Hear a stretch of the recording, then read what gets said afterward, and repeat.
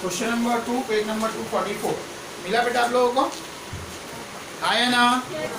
Start करते हैं। Leela Manda and Kunda are partners in the firm Janaki stores. कोई लिखेगा नहीं, सब यहाँ पे ध्यान देंगे तो आएगा in the books of Janki stores. क्या आएगा बेटा? In the books of Janki stores. Sharing profit and losses in the ratio of 3:2:1। So underline करेंगे रेशियो 3:2:1। स्टूडेंट्स यहाँ पे ध्यान दो, 3 + 2 + 1 3/6 2/6 1/6। ये इनका रेशियो हो गया। चलो आगे बढ़ते हैं। क्रेडिटर्स सॉरी लाइबिलिटीज में क्रेडिटर्स लाइबिलिटी बुक पे देखो, पेंसिल हाथ में रखो। क्रेडिटर्स लाइबिलिटी बाजू में लिखो L for liability. Bills payable liability. Capital account by balance brought down in partners capital. ठीक है, असेट्स की तरफ बढ़ते हैं। Building assets, machinery assets, motor car assets, goodwill ये आज के लिए हमारे लिए नया है। ठीक है, इनटेंजिबल असेट्स है। गुडविल क्या बेटा? ये भी assets. Investment assets, debtor assets, stock assets. Bank याद रखो, कैश हो बैंक हो, कैश इन हैंड हो, कैश एट बैंक हो। To balance brought down 3360 to balance brought down. यहाँ पे 2 क्वेश्चन उठता है, सर आपने डेबिट में क्यों लिखा? उसका आंसर है असेट्स में है। सर बैलेंस क्यों लिखा? बिकॉज बैंक में मैं बैंक नहीं लिख सकता। ठीक है, चलो इसका सिंगल पोस्टिंग के बाद में एडजस्टमेंट क्या बोल रहा है? Leela agree to take over building ₹1,23,600। Manda took over goodwill, stock and data book value at agreed value and pay creditors and bills payable. Motor car and machinery was realized 151,080 and 31,680. Investment were taken by Kunda at agreed value and realization expense ₹6,800. देखो आपको questions मैंने आपको ready किया है। Format ये आपका realisation account है, ये आपका पार्टनर्स कैपिटल अकाउंट है, ये आपका बैंक है। 2 असेट्स एंड सभी लायबिलिटी। पोस्टिंग स्टार्ट करते हैं। ठीक है, क्रेडिटर्स क्या है मेरे बच्चों? लायबिलिटी। सो मैं कहाँ पे लिखूंगा क्रेडिटर्स? लायबिलिटी में अमाउंट है 28,800। उसके बाद में बिल्स पेबल क्या अमाउंट है? 21,600। अब इसको आउटर में ले लो 0 0 0 0 4 0 एंड 5 50,400 रुपए मेरी लायबिलिटी है। उसके मैं कैपिटल अकाउंट में लिखूंगा यहाँ पे बाय बैलेंस ब्रॉट डाउन क्या अमाउंट है मेरे बच्चों? 2 लाख। अभी कैलकुलेशन अपना बहुत स्ट्रांग होना पड़ेगा ये क्वेश्चन में। 2,27,160। उसके बाद में मंदा का है 1,44,000।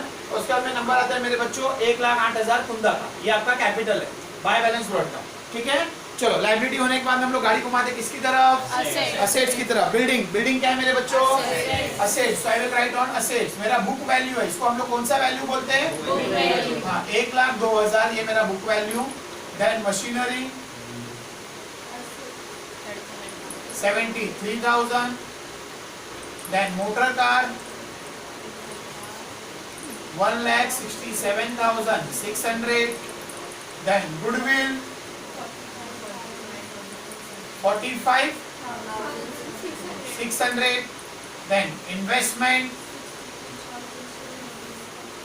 62,400। then debtors 30,000। then stock। अब इसमें से क्या करो बच्चों मालूम है? 5 लाख। देखो टोटल अमाउंट है 5,29,560। अब इसको टोटल करने से अच्छा है हमने सारा अमाउंट लिखा है जिसका टोटल नीचे ऑलरेडी हमको बुक में दिया हुआ है 5,29,560। उसमें से खाली 3,360 हमने नहीं लिखा है, राइट? उसको माइनस कर दो।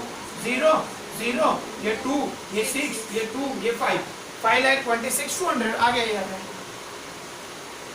शॉर्टकट सब कैलकुलेशन करने से अच्छा उसमें से जो अमाउंट है वो माइनस कर दो।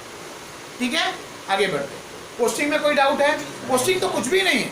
जो असेट्स है उसको असेट्स में लिखा, जो लायबिलिटी है उसको लायबिलिटी में लिखा, जो कैपिटल है उसको कैपिटल में लिखा, जो बैंक है उसको बैंक में लिखा।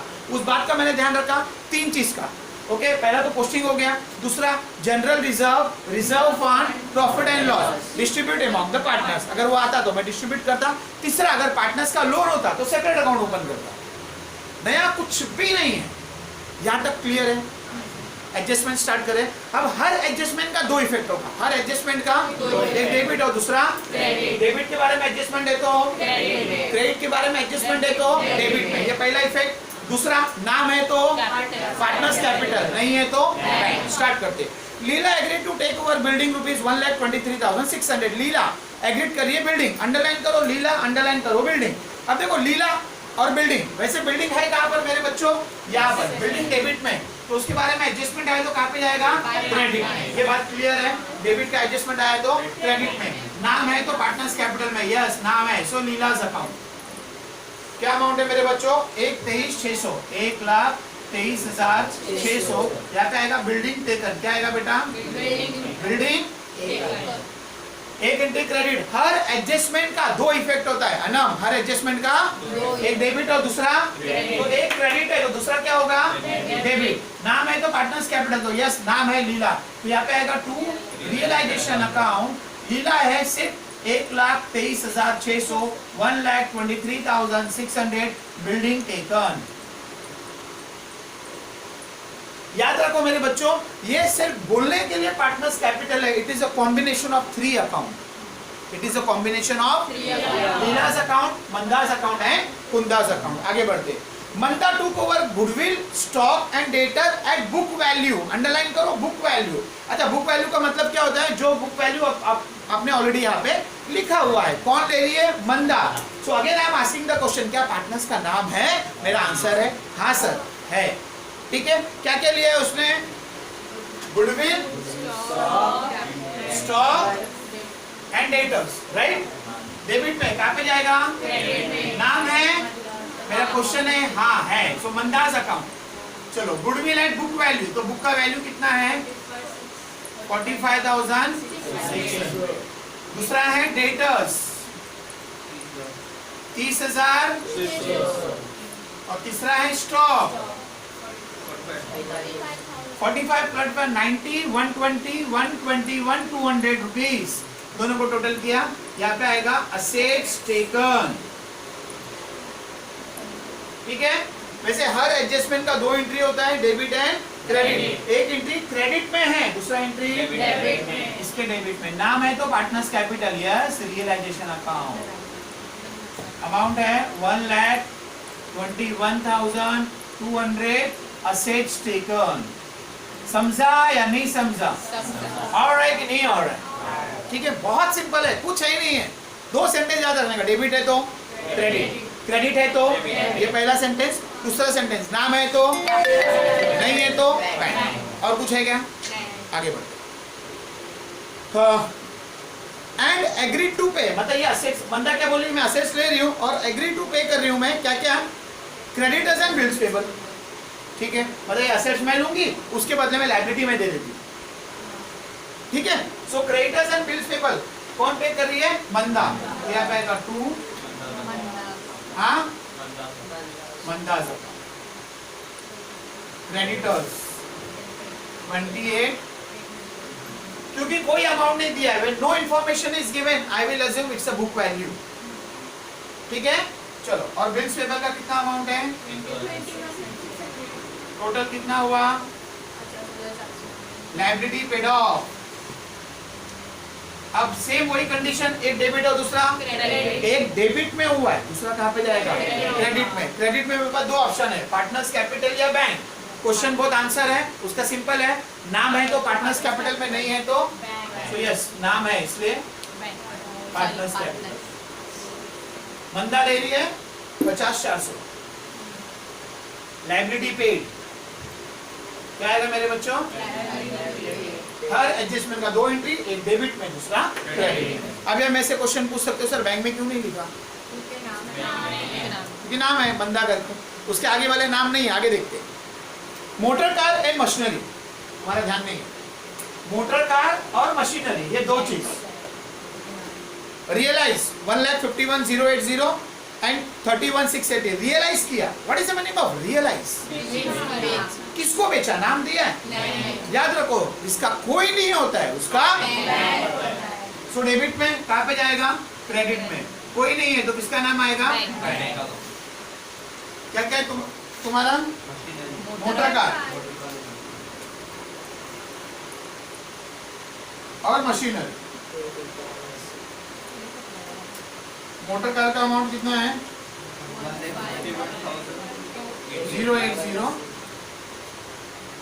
और 31,600 06721 182 यहाँ पे आएगा असेट्स रियलाइज। वही मैं अपने मन से एक सेंटेंस नहीं लिख रहा हूँ, जो ऑलरेडी मुझे बोला है मैं जस्ट उसको फॉलो कर रहा हूँ। एक एंट्री क्रेडिट में, आप बोलो दूसरा एंट्री कहाँ पे जाएगा? बैंक में। क्यों बैंक में? तो ये जैसे मैंने यहाँ पे रियलाइजेशन में मैंने बैंक लिखा, तो बैंक में मैं क्या लिखूं? Realisation account. मोटर कार 151080 और मशीनरी 31680 182,760 असेट्स रियलाइज। क्या आएगा मेरे बच्चों? असेट्स। समझा या नहीं समझा? आ रहा है कि नहीं आ रहा है? चलो गाड़ी आगे बढ़ाते हैं। Investment were taken by Kunda at agreed value ₹55,440। Again I am repeating, ये जो है इसको बोलते हैं बुक वैल्यू। क्या बोलते हैं? और एग्रीड वैल्यू जिसमें वो एग्री हो गई। अब वो कितने में एग्री हुई है? 55,440 में। वैसे इन्वेस्टमेंट है 62 का, वो बोले नहीं 62 नहीं दूंगी मैं, I will give you 55। So 62 is my book value and 55 is my agreed value। हम लोग agreed value लेते हैं, ठीक है। चलो कौन ले रही है? कुंदा आया ना? सो वैसे इन्वेस्टमेंट मेरे बच्चों डेबिट में है, कहाँ पे जाएगा? नाम है, हाँ है कुंदा। क्या अमाउंट है? 55। इन्वेस्टमेंट टेकन, एक एंट्री क्रेडिट, दूसरी एंट्री 55। इन्वेस्टमेंट टेकन, इसको लगा डाला लाइफ झिंगा। चलो गाड़ी आगे बढ़ाते हैं। Realisation expenses amount ₹6,800। अंडरलाइन करो रियलाइजेशन एक्सपेंसेस। अब मुझे बताओ what is the meaning of expenses? कौन सा अकाउंट है मेरा ये? Nominal account. एक्सपेंसेस कौन सा अकाउंट है? नॉमिनल अकाउंट की गोल्डन रूल क्या बोलता है? All expenses and losses are debit में। नाम है किसी का? नाम है किसी का? तो जब किसी का जिसका कोई नहीं होता है उसका तो बैंक में 6,800 रियलाइजेशन एक्सपेंसेस पे।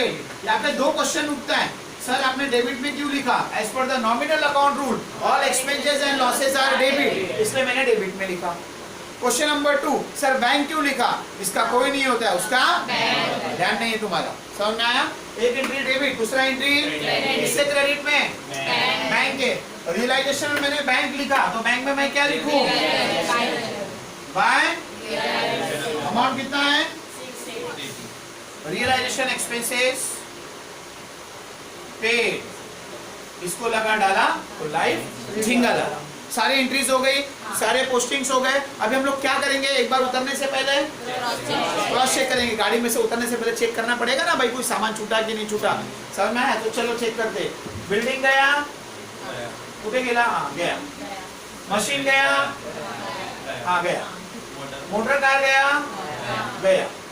गुडविल गया, गया।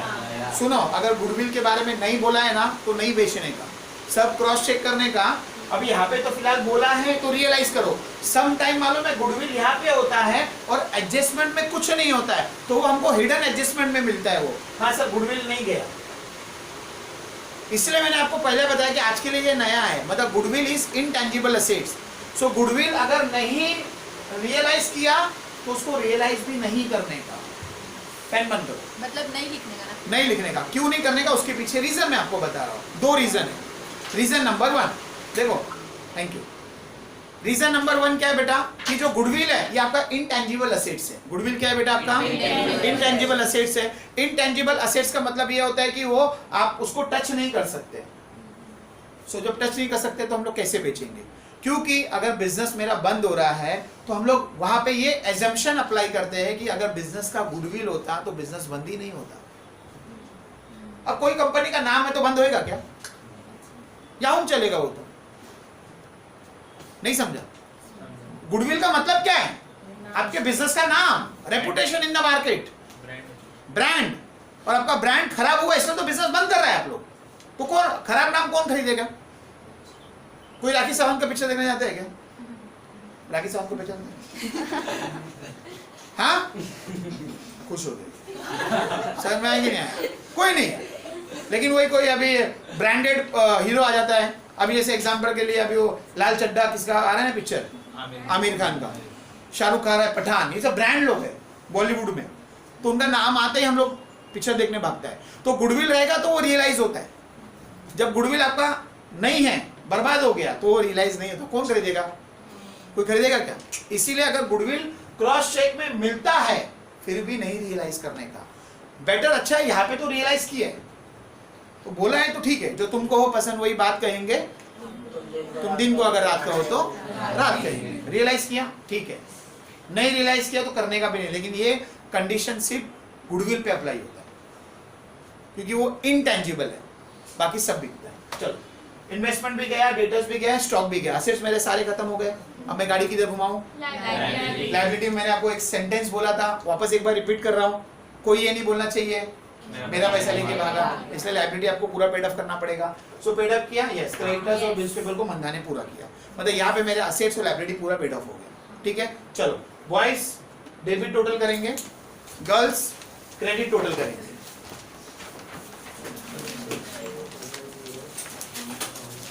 और आंसर मुझे फास्ट चाहिए।